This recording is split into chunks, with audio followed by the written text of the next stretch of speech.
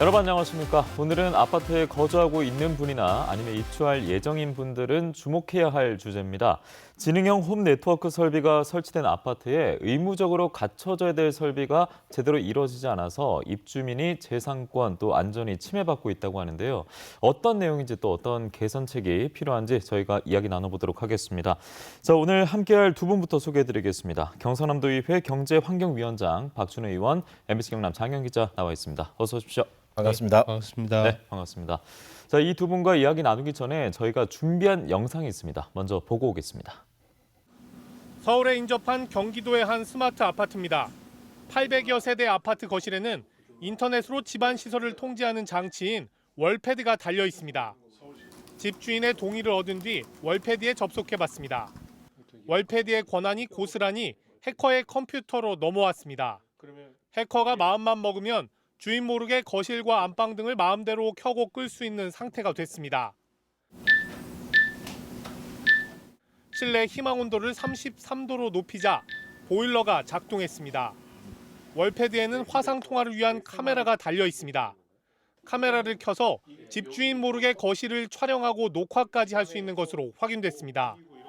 아파트 현관문도 어렵지 않게 열 수 있었습니다. 사생활은 물론 외부인의 침입에도 무방비가 됐습니다. 컴퓨터를 어느 정도 할 수 있는 중학교 정도의 이제 수준이면은 이제 진짜 누구든지 쉽게 이제 해킹할 수 있는 수준입니다. 문제는 해킹이 한 집에만 국한되지 않는다는 겁니다. 이곳은 3천여 세대가 입주한 부산의 스마트 아파트. 입주자 대표와 관리사무소 입회하에 점검해봤습니다. 한 집에 월패드로 침입해보니 단지 전체를 통제하는 관리실 메인 서버로 들어갈 수 있었습니다. 3천 세대가 한꺼번에 해커의 소나기에 들어왔습니다. 본인 집뿐만 아니라 옆집까지도 침투할 수 있다는 게 이제 문제의 핵심입니다. 외부인의 출입을 통제하는 관문인 아파트 동별 출입문의 비밀번호들이 드러났고 주인의 허락 없이 각 세대의 현관문을 열 수도 있었습니다. 세대별 차량이 드나드는 기록도 있어 언제 어떤 차량이 방문했는지 모두 다 알 수 있습니다. 전기와 가스, 물 사용량이 적혀 있는 데이터입니다. 해커가 마음만 먹는다면 전기 사용량을 0원으로 만들 수도 있고 수백만 원으로 만들 수도 있습니다. 굉장히 좀 두렵고 무섭죠. 홈 네트워크 보안은 오늘 처음 들었죠. 한 번도 얘기한 적이 없습니다. 한 집이 뚫리면 모든 세대가 뚫리는 이런 현상은 단지 내 인터넷이 세대 간 구분 없이 하나의 단일망으로 연결돼 발생하는 치명적 약점입니다. 물론 시스템 곳곳에는 비밀번호가 있긴 했습니다. 그러나 초기 비밀번호가 그대로 설정돼 있었고 주민들은 비밀번호가 있다는 사실조차 잘 몰랐습니다. 아파트 건설사들도 이런 문제를 알고 있습니다. 소비자인 사람들도 솔직히 보안 이런 거 잘 모르잖아요. 정보에도 솔직히 관심이 없어요. 건설사 입장에서는 아무도 관심이 없는데 굳이 안 해도 되니까요. 보안을 강화하려면 돈이 드는데 주민들이 문제 삼지 않는데 돈을 쓸 필요가 없다는 입장입니다. 스마트 아파트 건설은 해마다 급증하고 있습니다. 수십만 세대의 아파트들이 심각한 보안 문제를 안고 해커의 먹잇감으로 전락할 위기에 놓였습니다. 네, 영상 보고 왔습니다. 일반 아파트는 아니었고요. 스마트 아파트라 불리는 곳이었는데 일부 지역, 일부 아파트만 해당되진 않을 것 같습니다. 지금 여러분께서도 불독을 보시면서 지금 이 공간도 위험에 노출되어 있지 않을까 걱정 많이 하실 것 같은데 당장 저만 하더라도 영상 보면서 우려가 많이 됐었거든요. 그러니까 일부 아파트의 경우는 아닐 것 같습니다. 전국적인 현상 아니겠습니까? 네, 뭐 전국 대부분이라고 할 수 있는 게요. 일부 지자체에서는 2015년부터 지어진 아파트가 조사 대상이다라고 얘기하고 있는데 이 관련 규정이 만들어진 건 2008년부터입니다. 좀 더 쉽게 얘기하면요. 아파트 거실에 아까 영상 보신 것처럼 이 월패드라는 장비가 있지 않습니까? 예. 이 설비가 있는 아파트거나 그리고 아파트 분양 광고를 할 때 예컨대 지능형 홈 네트워크 그리고 이 뭐 스마트 아파트라고 분양 광고한 아파트들은 전부 다 그럴 수 있다라고 하는 게 정답입니다. 아, 그러니까 그럴 수 있다. 모두 지금 보안 위협에 네, 노출될 수 있다. 이렇게 봐야겠군요. 자, 근데 박준호 의원도 오늘 함께하고 있는데 아파트 보안 Y라는 편에 출연하셨어요. 그때 이제 스마트 아파트에 살고 계시지는 않다고 들었는데 어떻게 경남 최초도 아니고 전국 최초로 이 문제를 제기하게 됐습니까? 아이러니하게도 제가 아이가 셋이라서요. 예. 그런데 통신을 이제 인터넷을 많이 사용하죠. 그래서 가정 내에 있는 와이파이를 이제 5명이서 동시에 접속하니까 속도가 굉장히 느린 거예요. 뭐 그럴 수 있죠. 예. 그래서 가정 내 광 케이블 뭐 FTTH라고 하는데요. 광 케이블을 설치하는 과정. 그러니까 우리 가족이 하나의 통신사로 핸드폰을 사용하고 그 통신사의 저렴한 인터넷 서비스를 이용하려고 했죠. 예. 그런데 그게 저희가 원하는 통신사를 마음대로 선택할 수가 없더라고요. 저희 아파트에 들어와 있는 통신사가 국한되어 있는. 예. 그래서 그 문제를 시작으로 해서 이런 문제까지 가정 내의 지능형 홈 네트워크까지 공부를 하게 됐습니다. 그래서 특정 올패드, 말씀하신 올패드가 이제 아파트에 연결되어 있는 모든 시스템들을 제한하는 이 시스템이 법을 준수하고 있지 않다. 그래서 그것이 도민들께나 시민들께 직접적인 피해를 끼칠 수 있겠다는 관점에서 이제 공부를 하기 시작했고요. 그래서 이런 문제를 제기하기 시작했습니다. 야. 박준호 도의원한테도 제가 이제 하나 그때 들은 얘기가 궁금한 게요. 이 문제를 인지를 하고 올해 초에 1월 달에 그 5분 발언을 도의회에서 했던 걸로 알고 있어요. 그 네. 지능형 홈 네트워크를 구축하자 제안을 그때 했던 걸로 알고 있는데 네. 제가 그때 들었던 얘기는 동료 의원들은 뭔가 지금 큰 문제가 있는 것 같은데 그 박준호 위원장 하여튼 뭐 좀 대단한 걸 그 지적을 하신 것 같소라고 했는데 정작 이 제안을 들었던 경상남도 공무원들 반응은 좀 어땠습니까 그때? 당시에는 지금까지는 아무런 문제가 없었다는 거죠. 그랬기 때문에 앞으로의 발생될 문제 관련해서 그렇게 인식이 높지 않았고요.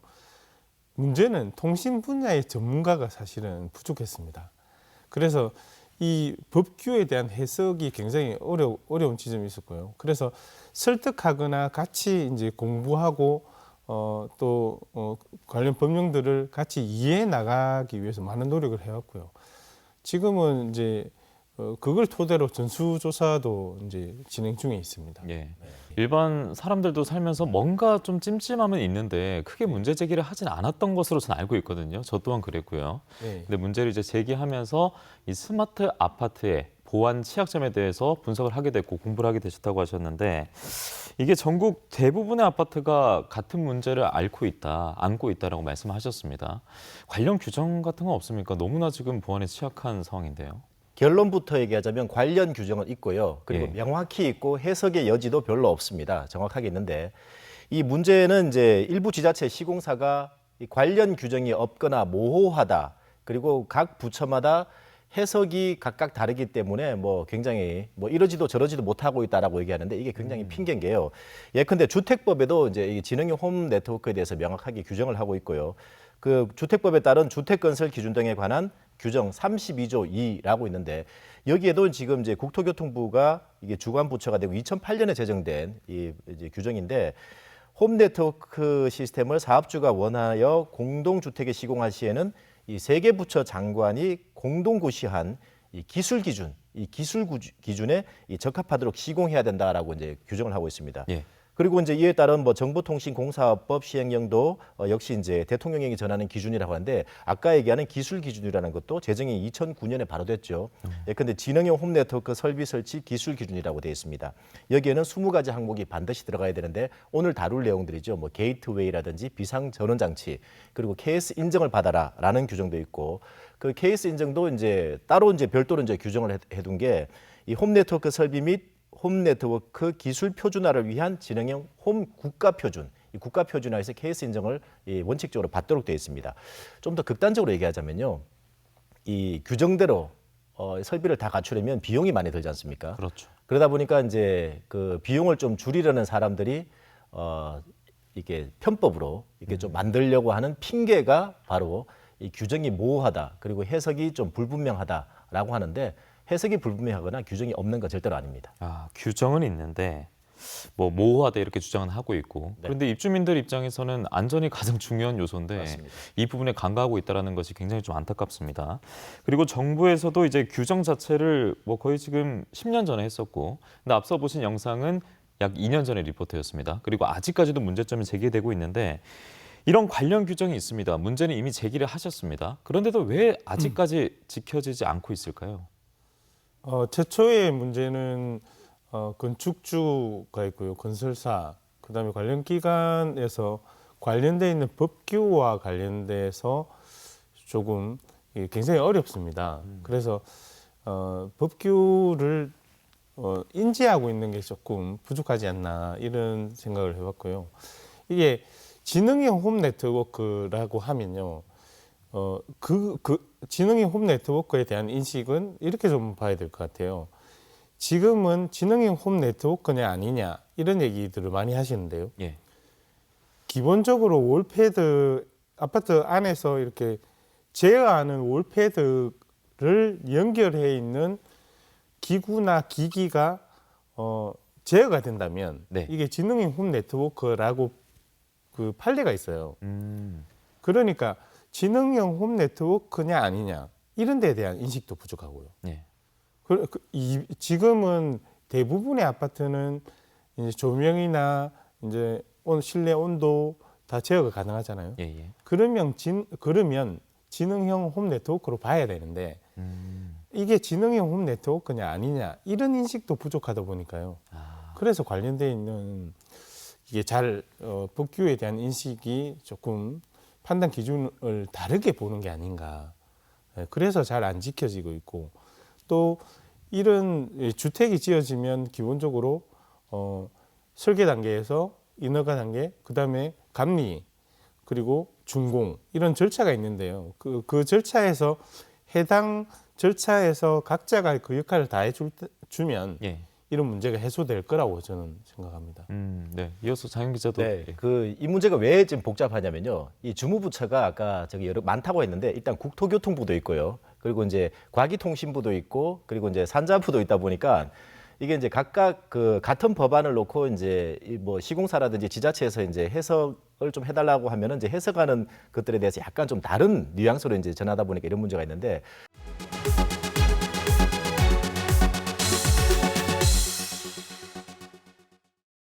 처음에는 이 문제를 제기하더라도 잘 모르겠다. 그냥 뭐 이렇게 살래 하는 분도 있을 것 같기도 하고요. 아직까지 문제가 노출되지 않았는데 뭐 왜 그러냐 이런 시선도 있었을 것 같습니다. 하지만 저도 이번 방송 준비하면서 당장 우리 집도 이렇게 위험에 노출될 수 있겠구나 걱정을 했었거든요. 그래서 여러분들께서 지금 저희가 어떤 이야기를 하는지 어떤 문제점에 노출될 수 있는지 제가 또 관련 영상 준비했습니다. 불독 취재팀이 한 아파트를 찾아가 봤거든요. 영상 보고 오겠습니다.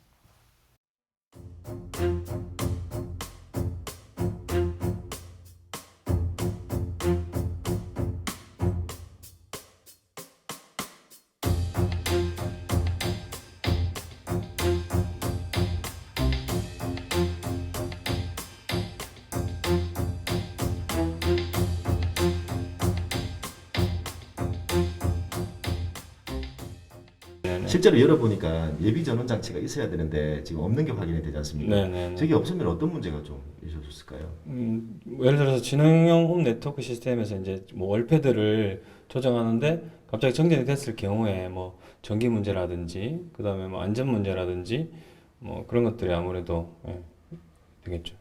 예비 전원 장치가 없는 걸 혹시 언제쯤 아셨습니까? 도에 이제 여기 그 네트워크 위원을 만나 뵙게 돼가지고 조언을 받아서 확인을 해보니 실제로 없어서 저도 뭐 깜짝 놀랐습니다. 네, 우선 뭐 세대 내 통화가 당연히 가능하고요. 그 다음에 보시면은 이제 그 밸브 잠금이라든지 가스 밸브, 그 다음에 조명을 방별로 다 조정도 가능하고 난방 역시 마찬가지 다 방별로 다 조정이 다 가능합니다.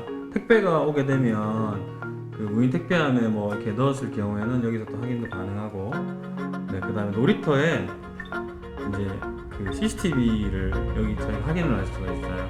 그 다음에 여러 가지 정보들도 뭐 가스라든지 수도라든지 그 사용한 양을 월패드에서 다 알 수가 있고, 또 이제 그 관리실에서 공지 같은 걸 올렸을 경우에 이 월패드 자체에서 다 확인이 가능합니다. 현관문도 열 수 있는 부분. 네, 현관문도 열 수 있고. 비밀번호는 어떻게 하는지 아세요? 비밀번호 어떤 비밀번호? 세대 이 비밀번호, 이게 월패드 자체에 있는 비밀번호 혹시 아세요? 모릅니다. 비밀번호 한 번도 바꾸시거나 입력하신 적이 없으시죠? 네네네. 만약에 제가 없을 경우에 그런 일이 생겼다. 그럼 아이가 있거나 와이프가 있을 경우 끔찍하죠. 네, 끔찍하죠 사실. 네, 이게 있는 게 오히려 더 예전처럼 그냥 열쇠 있는 게 더 낫겠구나. 네, 그게 더 그런 생각이 드네요. 비밀번호 자체는 존재도 대부분 다 모르시겠네요. 비밀번호가 왜 필요할까 이런 생각도 들기도 합니다. 굳이 내 집에 있는 건데 내가 여기 있을 건데 굳이 비밀번호를 설정하고 이런 거를. 지능형 홈 네트워크라는 게 이게 아이템이 하나 걸려 있는데 그 모두 항목 중에 지능형이라고 하는데 이게 지금 소송에서 한번 아파트가 이긴 게 있거든요. 그 이유가 시행사가 분양할 때 우리 아파트에는 지능형 홈 네트워크를 분양을 했기 때문에 이거는 지능형 홈넷에서는 그게 적용하는 게 맞게 돼 있고요. 저희는 기본적으로 그거를 일반 홈네트워크로 해가지고 세팅을 시켜놓은 거였고 분양할 때도 저희가 지능형이라는 아예 단어를 안 썼었고 홈넷 관련해서는 광고 자체를 안 했었거든요. 아이템이. 그런데 어쨌든 지금 이게 나오는 이유는 하자 진단 업체들이 이게 이슈가 하나 되면 무조건 다 집어넣어요. 하자라고. 그래야지 그 하자 진단 업체 입장에서 이 경우의 수가 많을수록 자기들이 아파트 이 정도 금액이 받아낼 수 있는 게 많다. 그래서 막 서류를 올리는 그런 아이템 중 하나예요. 네, 우리 지역의 한 아파트에 직접 찾아가서 저희가 다루고 있는 주제 어떤 부분이 문제인지 직접 영상으로 보고 왔습니다. 자, 앞서 또 입주자 대표께서는 비밀번호 자체를 모른다. 월패드의 비밀번호 자체를 모른다. 왜 알아야 되냐 이런 말씀하셨는데 이 비밀번호를 알고 또 비밀번호를 바꾸는 것이 최소한의 안전장치라고 하니까요. 저희가 현안 토크 말미에 어떻게 비밀번호를 변경하는지 직접 알려드릴 테니까 끝까지 또 시사토크 불독 함께해 주시기 바랍니다. 자, 지금 영상을 보고 왔는데요. 일단은 장현 기자 언제 촬영한 영상입니까? 네, 지난 4월 달이고요. 네. 네, 여기서 이제 드러나는 문제가 이제 여러 가지가 있죠. 비밀번호 변경 부분인데 최소한의 안전장치입니다. 최소한 안전장치.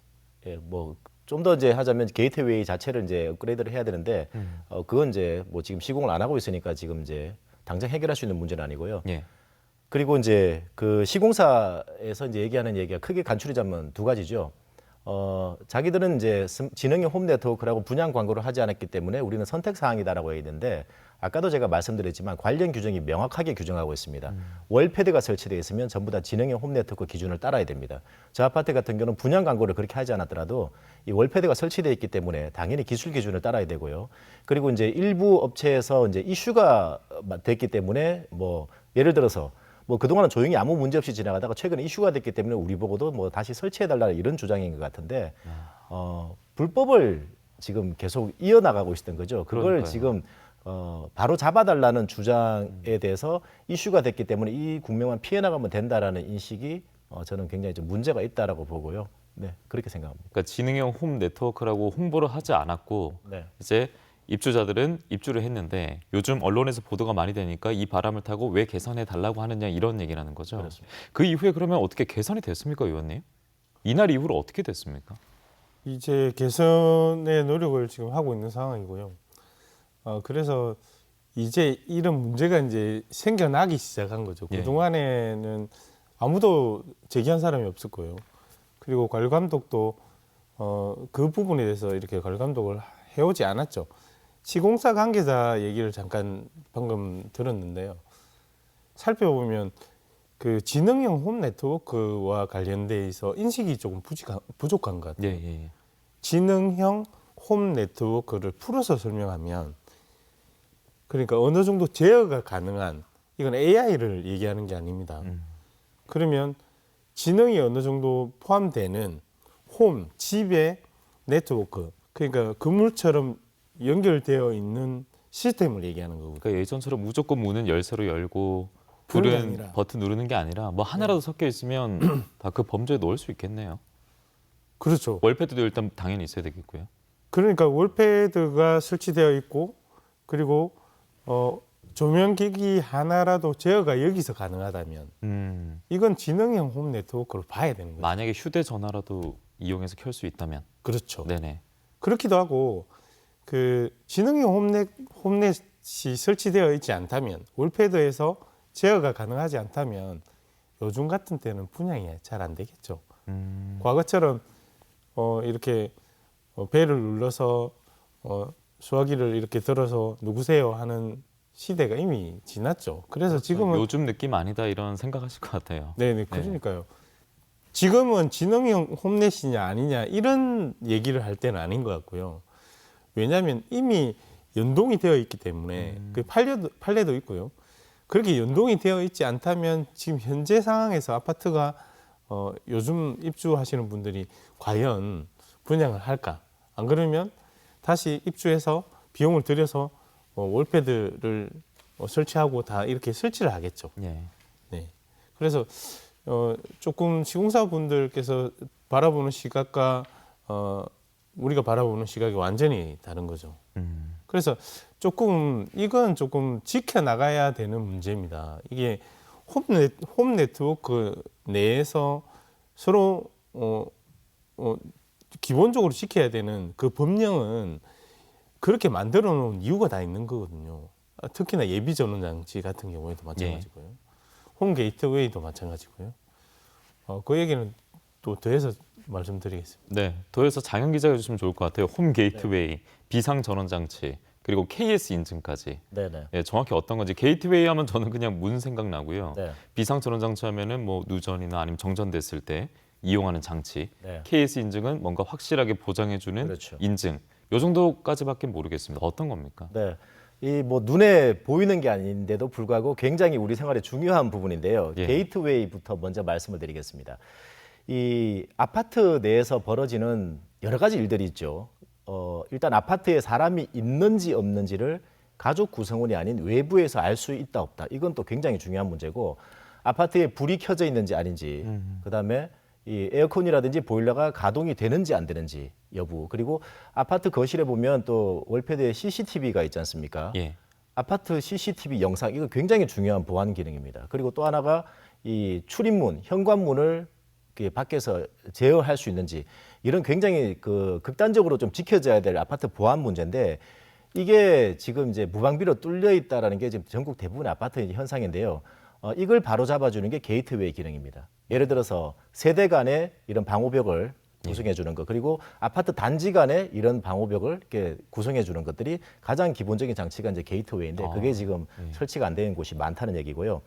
또 하나가 이제 비상 전원 장치, 예비 전원 장치라고 하는데, 예를 들어서 이렇게 한번 가정해 보죠. 아파트에 이 화재가 났다. 그래서 정전이 됐다라고 얘기하면은 이 지능형 홈 네트워크 기능이 전원 공급이 안 되기 때문에 작동을 멈추게 됩니다. 네. 뭐 냉장고라든지 에어컨, 보일러 같은 경우는 차치하더라도 가장 중요한 게 피난 시설인데, 홈 도어록이지 않습니까? 도어록. 네. 도어록은 열려야 되는데 이게 작동이 멈추면 문이 안 열린다는 얘기죠.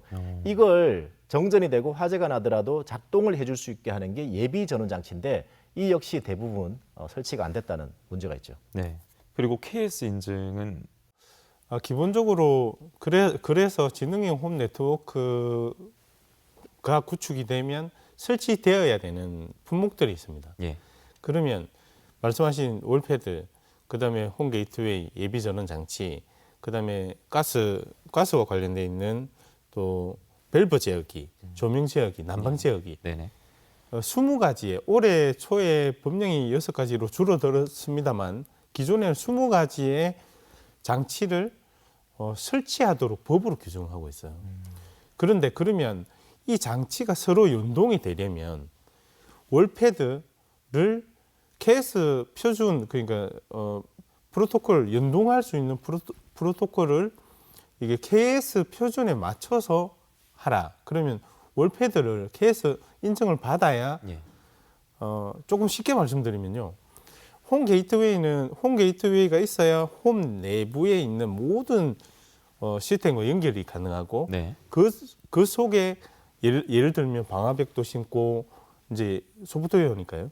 여러 가지 형태로 홈 게이트웨이를 기본적으로 설치해야 되고, 홈 게이트웨이와 월패드가 KS 인증을 받아야 서로 연동이 원활해요. 두 개 다 KS 인증 그렇죠. 받아야. 예. 더 쉽게 말씀드리면 핸드폰 우리 충전 잭을 네. 이제 공용화했잖아요. 그러니까 타입이 바뀌면 안 맞는다 이런 그러니까 말씀이신 제가 건가요? 표현이 조금 부족했는데, 네. 타입을 네. 똑같이 만든 거예요. 네네네. 그러면 월패드, 게이트웨이를 KS 표준을 받도록 하고, 그러면 나머지 다른 제품, 조명, 난방 제품, 모든 예. 제품 말씀하신 홈 도어락도 마찬가지로 다 KS 표준을 받은 제품을 한다면 예. 연동이 잘 되겠죠. 그렇지 않으면 이제 호흡 그렇지 문제가 않으면 생긴다. 연동이 안 되는 거죠. 아, 또 그래서- 이게 KS 인증을 안 받으면 또 어떤 문제가 있냐면요. 예. 예를 들어서 이제 내가 내가 아파트를 이제 이사를 하게 됐어요. 근데 이제 뭔가 좀 기존에 그 아파트 주인이 쓰던 것 중에 좀 바꾸고 싶은 게 하나 생겼어요. 예를 들어서 뭐 전등도 바꿀 수도 있는 거고 에어컨도 바꿀 수 있는 거고 제일 중요하게 이 비밀번호 노출이 안 되겠다 해서 이제 홈 도어락 있지 않습니까? 네네. 현관문 비밀번호 입력하는 거 이걸 바꾸고 싶은데 기존에 있던 아파트에는 이 KS 인증을 안 받다 보니까 나는 이제 뭐 S사 제품을 이제 바꾸고 싶은데 기존에 설치되는 게 L사 제품이에요. 그래서 이제 S사 제품을 이제 구입해서 이제 설치했는데 이게 이 공인받은 부분이 아니다 보니까 이 프로토콜 연동이 안 되는 거예요. 아하. 그러다 보니까 이 다시 KS 인증 받은 이렇게 프로그램을 설치해야 되는데 그게 예. 약간 비용이 뭐 30만에서 많게는 50만 원까지 들어가는 거죠.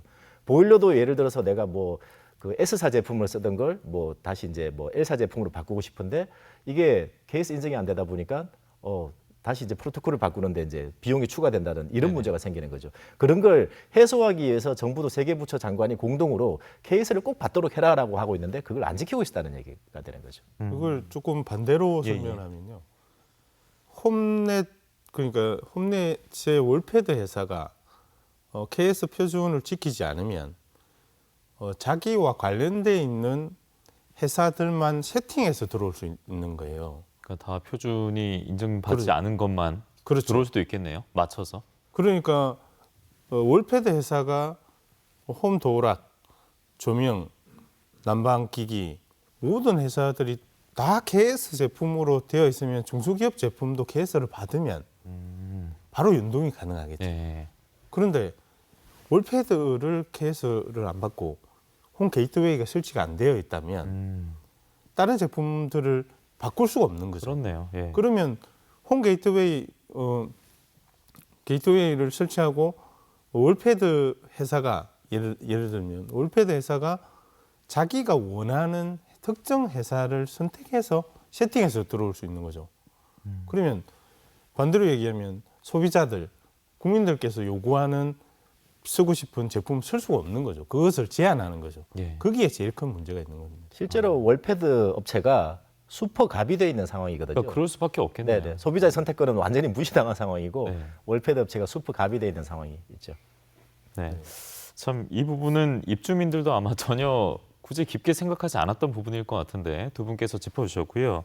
이제 시공사는 어찌 보면 나몰라라는 상황이다 이렇게 표현할 수 있겠습니다. 약간 뭐 모호한 부분도 있다라고 얘기도 하고 있고 지자체 입장에서도 이제 규정이 돼 있습니다만 역시 이 부분에 있어서도 혼선이 빚어지고 있는 모양새인데 그래서 직접 이제 살고 있는 주민들이 행동에 나섰다고 하거든요. 지금 소송에 나섰다고 하는데 자연 기자 맞습니까? 네, 아까 영상 보신 이제 김해 지역이라고 할 수 있는데요. 아파트 그 세 곳이 지금 이제 소송 진행 중입니다.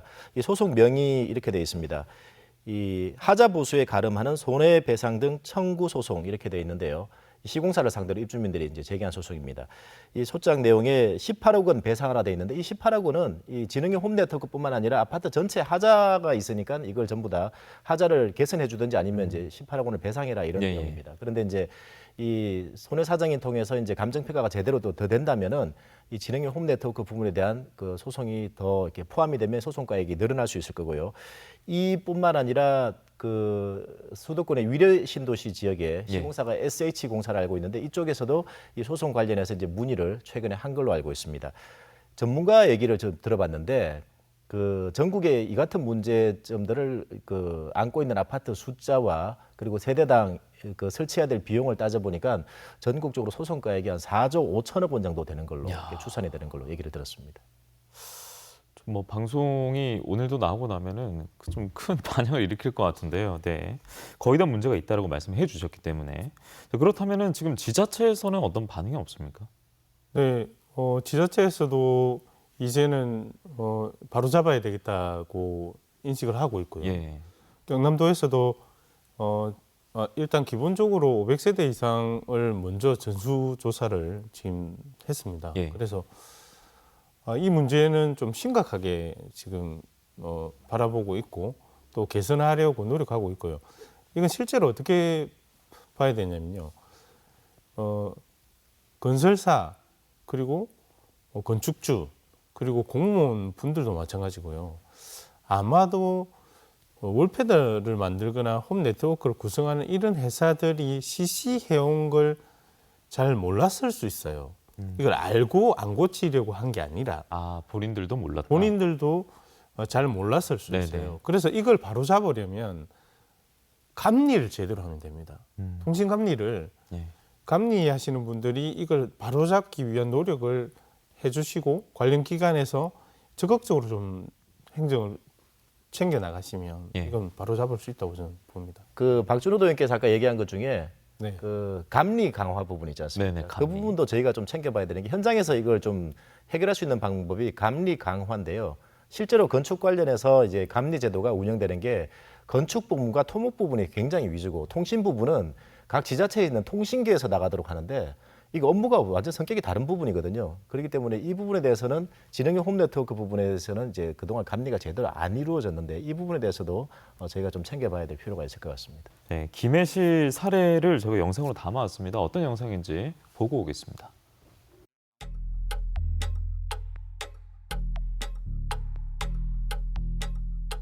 지금 뭐 소송 움직임이 있는데 김해시에서 좀 인지를 하고 계시고 앞으로 어떻게 좀 대처해 나가실지 말씀 부탁드립니다. 그 일부 언론에서 지능형 홈 네트워크 관계로 조금 문제가 야기되고 있는 부분이 있는데 그래 저희들도 그걸 지금 인지를 하고 있습니다. 그런데 제가 이 내용을 조금 이렇게 말씀을 드리면 지금 지능형 홈 네트워크 관계가 이제 고시를 상계부처에서 중앙 상계부처에서 고시를 하도록 이렇게 되어 있다 보니까 현재까지는 좀 이 기술 기준이 좀 애매모호한 부분이 있는 것 같습니다. 그래서 뭐 어떤 일부에서는 뭐 소송으로 진행되고 있는 부분들도 있는데 저희들은 어쨌든 간에 저희들이 그 우리 시민들이 불편 사항이 없도록 정부하고 또 협의도 하고 해서 지능형 홈 네트워크가 그 재구시를 할 수 있도록 이 시민들을 위해서 적극 노력해 나가도록 하겠습니다.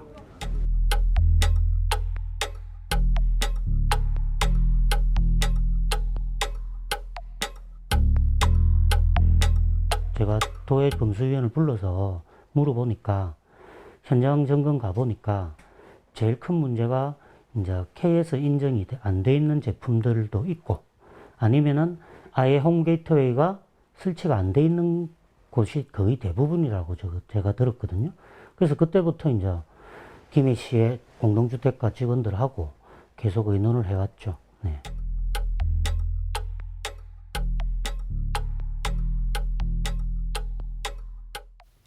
네, 영상 보고 왔습니다. 우리 지역 내에서도 김해시의 반응을 살펴보고 있는데 충분히 문제점에 대해서 인지를 하고 있는 것 같습니다. 한 영상에서도 보니까 화이트 해커가 충분히 이 지능형 홈 네트워크 체제에서 해킹하는 게 그렇게 어렵지 않다고 하더라고요. 예, 뭐 중학생 정도의 뭐 컴퓨터 다룰 수 있는 능력 정도면 충분히 해킹할 수 있다고 하니까 현재 보안에 굉장히 지금 위협, 노출이 돼 있는 상황입니다. 자, 그래서 지자체도 계속해서 적극적으로 관심을 가져야겠고 초반에 말씀드렸었는데요. 최소한의 안전장치가 앞서 장영 기자가 월패드 비밀번호를 바꾸는 거라고 했습니다. 그래서 저희가 약속해드린 대로 월패드 비밀번호 변경을 어떻게 하는지 지금부터 바로 보여드리도록 하겠습니다. 네, 여러분 살고 있는 아파트의 최소한의 안전을 유지하고 보장하기 위해서 비밀번호 바꾸는 것, 월패드의 비밀번호 바꾸는 방법을 직접 보여드리도록 하겠습니다. 자, 화면 터치하니까 여러 가지 버튼이 나옵니다. 여기서 설정을 누르면 되겠습니다. 설정을 눌러보니까요. 상단에 비밀번호가 있습니다. 보이십니까? 비밀번호 눌러보겠습니다. 비밀번호 입력하라는 화면이 나오는데 이 아파트의 월패드 초기 비밀번호는 9999로 저장이 되어 있다고 합니다. 그래서 먼저 9999를 입력했습니다. 새로운 비밀번호 입력과 비밀번호 재입력 란이 뜨는데요. 새로운 비밀번호 임의로 3690전 입력하겠습니다. 이게 여러분께서는 바꿀 비밀번호가 되겠죠. 네, 이렇게 입력한 이후에 저장. 네, 비밀번호가 저장됐습니다라는 메시지가 떴습니다. 초기에 입주하거나 또 새로운 아파트에 들어갔을 때 꼭 월패드, 여러분의 최소한의 안전과 보안에 위협받지 않기 위해서는 비밀번호 변경 꼭 하셔야 됩니다. 참고하시기 바랍니다. 네, 월패드 비밀번호 어떻게 변경하는지 제가 또 직접 저희 집에 가서 저도 처음 바꿔봤습니다. 여러분도 참고해 보시고 꼭 비밀번호 변경하시기 바랍니다. 자, 앞서 경상남도가 전수조사를 실시한다고 하셨잖아요. 네, 이 결과가 또 어떻게 나올지도 지금 가장 궁금해지는데 저희가 이제 이 부분은 다음 주에 소개를 해드리는 겁니까? 네, 다음 주에 우리 박준호 도의원은 이제 경제환경위원회 위원장이기 때문에 예. 해당 상임위 위원장이죠. 이미 전수조사 결과를 받은 걸로 알고 있는데요. 해당 상임위는 아닙니다. 아, 그렇습니까? 네네. 전수조사 결과를 받았고요. 네. 조금 한번 살펴봐야 될 것 같습니다. 네. 이 문제 최초 제기한 게 역시 또 불독이었기 때문에 불독팀과 같이 이 결과를 좀 보고 여러분들에게 소상히 좀 알려드리도록 하겠습니다. 네, 오늘 전반적으로 이야기를 둘러봤는데 규정 놓고도 아직 해석이 엇갈리고 있는 것 같습니다. 여러 가지 이야기가 나오고 있고 정리가 제대로 되지 않고 있는데 다음 주 이 시간에는 경남의 또 전수조사 결과와 함께 어떻게 우리가 이걸 정리해 나가야 될지도 함께 이야기 나눠보도록 하겠습니다. 오늘은 여기서 마무리하도록 하겠습니다. 오늘 고맙습니다. 감사합니다. 멋있습니다. 고맙습니다.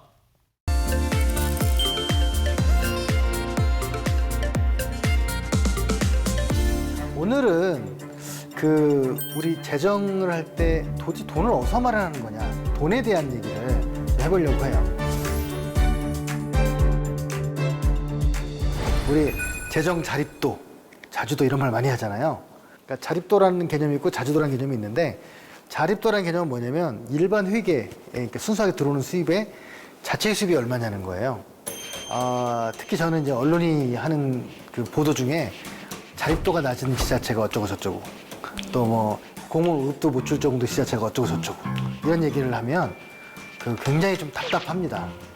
화도 나고요. 왜 그러냐면 우리나라가 국세가 75고 지방세가 25인 나라인데 그나마 많이 바뀌어가지고 그러면 자체 수입이 25밖에 될 수가 없는 곳인데 자립을 한다는 거는 굉장히 특수한 지자체일 수밖에 없잖아요. 근데 그런 거를 전혀 모르거나 아니면 알고 싶지 않은 건지 해가지고 그냥 형편이 어려운 지자체가 어쩌고 저쩌고 그런 거예요.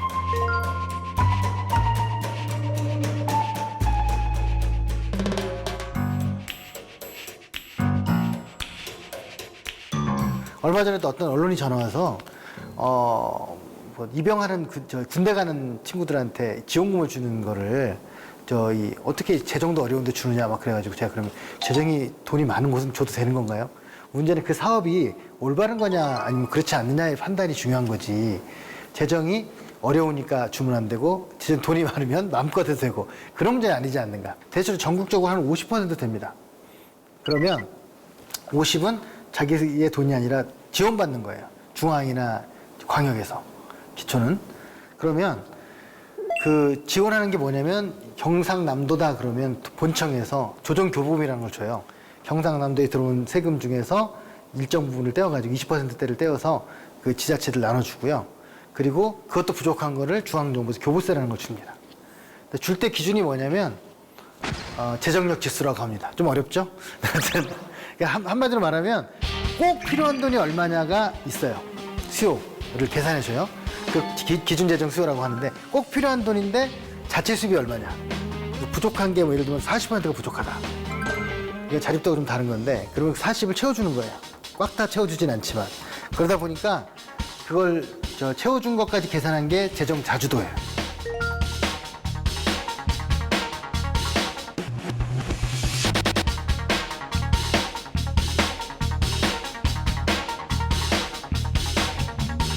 그래서 그게 보통 65에서 70 사이 정도 됩니다. 모든 지자체가. 강남구 같이 돈이 정말 특별히 많은 일종의 아웃라이어, 그러니까 열애인 곳도 이 재정 자주도가 80을 넘지 못해요. 아무튼 돈을 지원받기 때문에 어느 지역이 특별히 더 나쁘다 못하다를 할 때는 많이 줄어든다. 완전 해결은 아니지만 많이 줄어듭니다. 그래서 그런 걸 고려하면 있는 돈을 얼마나 잘 쓸까를 고민하는 게 중요하다는 거예요. 그래서 물론 수입을 늘리기 위한 노력을 계속 해야 되겠죠. 그런데 이제 지역마다 굉장히 큰 차이는 있어요. 예를 들어 창원이나 이런 데 같은 경우에는 좀 비교적 상대적으로 좀 더 돈이 많은 곳인 거고 저기 농촌 지역으로 가면 당연히 자립이 거의 안 되겠죠. 하지만 돈을 많이 버는 사람이 세금을 많이 내고 혜택이 그거보다 적은 건 어쩔 수 없는 거고, 돈을 많이 못 버는 사람이 당연히 세금을 조금밖에 못 내지만 혜택은 비슷하게 받으니까 그런 거랑 똑같이 지자체도 보시면 됩니다.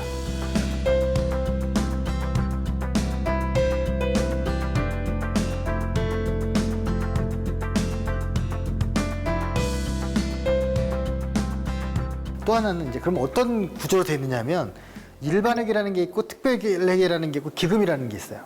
일반회계는 매년 새로 편성하는 예산이에요. 특별회계는 매년 새로 편성하는데 목적이 있어요. 특별한 목적이 있어요.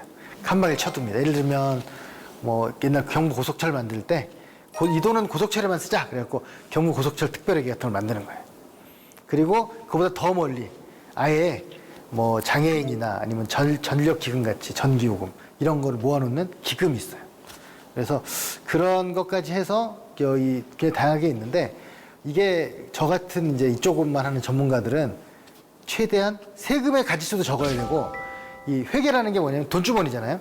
돈주머니 가지수도 적은 게 바람직하다고 생각을 합니다. 왜 그러냐면 그 돈주머니의 가지수가 많고 세금 종류가 많으면 칸막이가 그만큼 많아지는 거예요. 칸막이가 많으면 어떻게 되겠습니까? 칸막이가 많을 때 왜 문제가 될까? 특히 재정에서. 그렇죠. 중복 사업도 있고요. 그러니까 여기서도 하고 저기서도 하고, 뭐 일자리 예산이랑 모든 부서가 다 하고 뭐 이러잖아요. 요즘은 해외 원조하는 것도 부서가 다 또 따로 해요. 그것도 있고, 또 하나 또 문제는 뭐냐면 어디는 돈이 넘치고 어디는 부족하죠. 근데 부족한 거는 채워주겠죠. 결국 남는 것만 있게 되는 거예요. 그래서 이거를 뭐 어려운 학술용어로는 뭐 할거주의, 봉토주의라고 합니다. 그러니까 그 일반 사람도 자기 돈이나 재산을 많이 갖고 싶어 하는 것처럼 부서들도 자기 돈이나 재산을 많이 갖고 싶어 해요. 지키려고 해요. 중앙에서 돈을 많이 끌어왔습니다 라고 단체장들이 자랑을 하잖아요. 그것도 케이스 바이 케이스라는 게 해박해요. 그래서 정말 잘 가져온 게 있고 못 가져온 게 있는데, 지금 저는 이 통제가 잘 안 돼 있다고 생각해요. 왜 그러냐면 저 지자체에서 부서가 따로따로 그걸 하는 거죠. 그래서 어떤 부서는 굳이 그렇게까지 열심히 안 해도 되는데 열심히 돈을 가져와서 재정을 어렵게 하는 경우도 있고, 또 어디는 해야 되는데 안 해가지고 아예 보조사업을 안 가져오고 이런 경우가 있기 때문에 그런 것들 하나하나 좀 볼 필요가 있습니다. 근데 중앙정부도 지방정부도 그 부분을 신경 안 쓰면 불필요한 사업들이 와서 낭비 사업이 많이 생겨요. 특히 낭비 사업이 보조 사업에서 많이 생깁니다. 아까 제가 지난번 강의실에 뭐라고 했습니까? 보조 사업은 약간 꽁돈이 오는 느낌이 있거든요. 그러다 보니까 낭비를 하게 되는 거예요. 뭐 우리 돈만 있는 게 아닌데 뭐라고 하는 순간에, 하지만 결국 우리 전 국민의 돈일 뿐만 아니라 우리 지자체 돈도 들어간다 라고 생각을 좀 하실 필요가 있을 것 같습니다. 또 하나 우리가 약간 또 다른 사각지대가 하나 있어요. 뭐냐면 교육청 예산이 있습니다. 교육 특별회계가 있는데 중앙정부에서도 교부금으로 주긴 하지만 이 경상남도, 부산시 여기서도 지방자치단체들이 자기가 거둔 세금 중에서 보통세 중에서, 지방세 보통세죠. 그 중에서 서울시는 10%, 광역시와 경기도는 5%, 기타 도는 3%를 줍니다. 그 돈을 교육청에 무조건 줘요. 조건 없이. 그리고 나서도 혹시 더 필요할까봐 보조금처럼 교육경비 보조금, 비법정 전입금을 줍니다. 뭐 무상급식 이런 것들이 예전에 있었죠. 그런 것들 주면서 이 교육청의 예산이 이제 구성이 되는 거예요. 다만 요즘 논란이 되고 있는 건 뭐냐면 학생이 줄다 보니까 교육청 예산이 너무 많지 않느냐 이런 비판을 하는 사람들이 있어서 어떻게 좀 통폐합해야 되나? 뭐 지자체랑 뭐 이런 주장들이 나오고 있기 때문에 그런 것들을 한번 길게 좀 볼 필요가 있을 것 같아요. 왜냐하면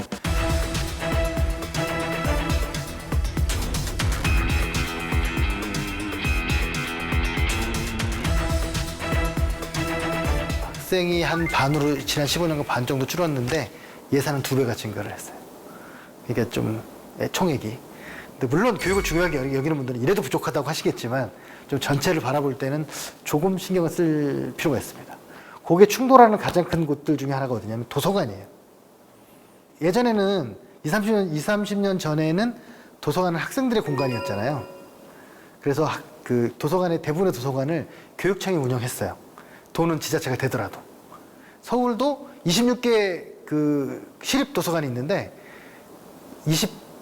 24개를 교육청이 운영해요. 그런데 문제는 요즘은 공공도서관의 이용자의 대부분이 일반인이라는 거예요. 근데 일반인들은 이제 책도 빌려보고 또 아니면 뭐 공부도 해야 되고 무슨 취업 준비도 해야 되고 여러 가지 그러니까 일반인들이 많아졌어요. 이게 이제 심각한 고민이죠. 이게 아까 제가 관료사의 가장 큰 문제가 뭐라고요? 칸막이. 그러면 이 안에도 칸막이가 크게 있는 거죠. 교육 쪽과 이런 쪽이. 그래서 이게 좀 두루두루 지금 여러 가지 그래서 고민할 게 많은데 예를 들면 이런 것도 있어요. 이 교육하고 관련된 게 장학금을 모든 지자체가 장학기금이나 장학재단에 모아놓고 있거든요. 100억, 200억, 300억, 500억 이렇게 모아놓고 있는데 그 돈이 이제 올해부터 이제 고등학생 무상교육이 시작되면서 필요 없게 된 거죠. 그러면 이제 이게 학생을 위한 장학기금이 아니라 만약에 없애지 않는다면 주민을 위한 장학기금이 돼야 되는 거죠. 평생교육, 그 재교육 뭐 이런 걸로 가야 되잖아요.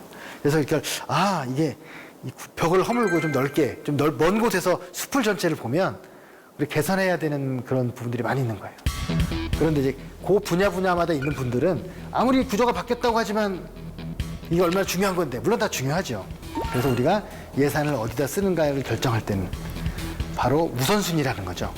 좋은 해야 되는 사업과 하지 말아야 될 사업이 반드시 정해져 있는 게 아니라 우선적으로 해야 될 사업이 뭐냐. 그래서 비율을 좀 조절해 가면서 가는 거라고 생각을 하시면 되는데 그게 쉽지는 않습니다. 가지고 계신 분들은 이걸 자기들의 기득권이라고 생각하시거든요. 그래서 결국 그 판단은 그 돈을 쓰는 분들이 판단할 게 아니라 돈을 내는 분들이 판단해야죠. 그래서 그 내는 것의 구조가 이런 이제 특별액이나 기금 같은 것들이 있고 그래서 그거 하나하나 조목조목 볼 필요가 있습니다. 그 중앙정부 제일 큰 기금이 뭐냐면 여러 가지가 있지만 그 큰 것 중에 하나가 전력기금이라는 게 있어요. 전기요금 낼 때 그 영수증 이렇게 딱 보면 전기요금 밑에 두 가지 항목이 있습니다. TV 수신료와 전력기금이 있어요. 3.3% 전기요금에. 그게 지금 여유지원만 2조 5천억에다가 매년 거치는 게 1조 5천억 이렇게 쌓여 있어요. 그런 돈들이 원래는 취약계층을 위해서 쓰거나 신재생 에너지를 위해서 쓰라고 돼 있는데 아까 말씀드렸지만 봉투주의, 할거주의 때문에 그래도 아까워. 일단 안 쓰고 보는 거예요. 그럼 한편 돈이 없다고 막 이제 뭐 여러 가지 하고 있죠. 우리가 이제 지방재정 구조에 대해서 말씀을 드렸는데요. 이 관련해서 혹시 질문 있으시면?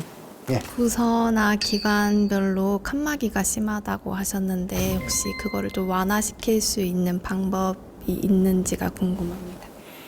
네, 뭐 중앙부처나 지방에 다 그런 문제가 있기 때문에 이제 그거를 뭐 톱다운 제도라는 걸 예전에 만들었어요. 그게 뭐냐면 숲을 바꾸는 거죠. 개별 사업만 갖고 요 사업이 뭐 어떠니 저떠니 이렇게 하면 아까 말씀드린 것처럼 다 하려고 하면 하나도 못 하잖아요. 그래서 어느 방향으로 더 돈을 늘리고 어느 방향으로 좀 줄인다. 그렇게 조절을 하고 그 늘린 것에서 어떻게 배분하든가 줄인 것에서 어떻게 배분하는가로 가면 아무래도 그러면 그 부서가 또 판단을 해야겠죠. 그러면 우리 부서의 사업 중에서 뭐를 늘리고 뭘 줄여야 될까를 판단해야 되잖아요. 그리고 또 적은 부서로 가도 마찬가지고. 그렇게 되기 때문에 일단은 큰 숲의 구조를 바꾸는 것부터 가는 거고 그 다음에 이제 큰 사업들에 대해서는 물론 따로 좀 검토를 해야 되겠죠. 큰 대규모 사업. 그 강연 초반에 재정 자립도 말씀해 주시면서 국세랑 지방세 비율이 각각 75%랑 25%라고 하셨는데 저는 이것도 작다고 생각했는데 이전엔 더 작다고 말씀해 주셨잖아요. 그럼 이전에는 몇 %였는데 지금은 이 정도가 된 거고 혹시 소장님이 생각하시는 바람직한 이상적인 비율은 어느 정도 되는지 궁금합니다. 바람직하고 이상적인 건 없습니다. 우리나라도 한 적을 때 17까지 간 적이 있어요. 지방세가 적을 때는. 그런데 지금 세계에서 가장 지방세 비율이 작은 나라가 영국이에요. 5%도 안 돼요. 그렇다고 영국이 지방자치가 잘 안 돼 있다고 얘기하는 사람은 없죠. 핵심은 뭐냐면 돈을 쓰는 권한이나 어떤 재량이 얼마나 있는가 문제예요.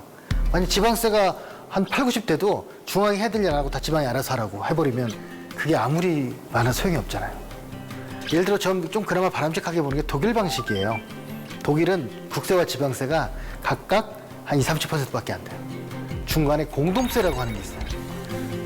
중앙과 지방이 모여가지고 합의를 해요. 얼마를 어느 지역에 쓰고 이걸 합의를 하는 거예요. 상원하고 저 주지사들이 모여서 하거든요. 그렇게 되면 매년 달라요. 그러니까 좀 독일은 약간 헌법도 연상 헌법이어가지고 재정 준칙 같은 거 만들어서 몇 %까지 빚이 늘어나면 안 돼 정했다가 작년에 다 헌법도 바꿨어요. 코로나가 왔으니까 확 써. 그래서 한 30% 빚을 확 늘려버리기도 하고. 제가 볼 땐 굉장히 신축적인 것 같아요, 독일이. 그런 방식이 좀 적절하다고 봅니다. 경직된 거는 필요한데 어떤 최악을 막아야 되니까 그거는 아까 말씀드린 대로 우리가 사회가 국가 질서가 제대로 안 서 있을 때 그런 거고 국가 질서가 너무 고정화됐을 때는 오히려 좀 탄력을 주는 것도 필요하지 않을까 생각을 합니다. 네, 오늘은 그 지방재정의 돈은 어디서 오는가 그런 얘기를 중심으로 말씀드렸고요. 우리가 잘못 알고 있거나 오해하고 있는 것들을 좀 깨면서 우리가 조금 그 시각이 넓어지는 그런 계기가 되었으면 합니다. 아무튼 오늘 강의 여기서 마치고 다음 강의 때 뵙도록 하겠습니다.